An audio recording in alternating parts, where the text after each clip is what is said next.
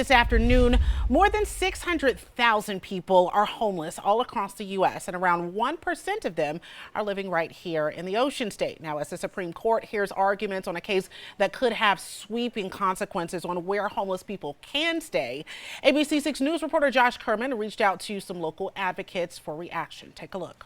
For hundreds of people in Rhode Island, a cold night is more than an inconvenience. With a lack of shelter beds or feeling comfortable in shelters, people can find themselves living on the streets. And we've seen, by estimates from the Rhode Island Coalition to End Homelessness, a 370% increase in unsheltered homeless. And again, it all goes back to chronic underinvestment in housing. Grants Pass versus Johnson is coming out of Oregon, where the town has tried to enforce local encampment bans with penalties ranging from fines up to jail time.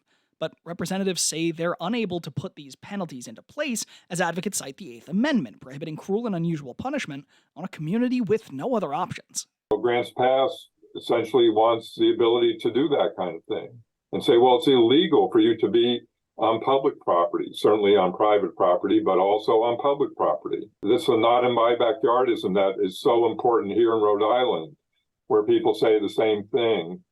Well, this is really just too bad that people are homeless, but this is not where they should be.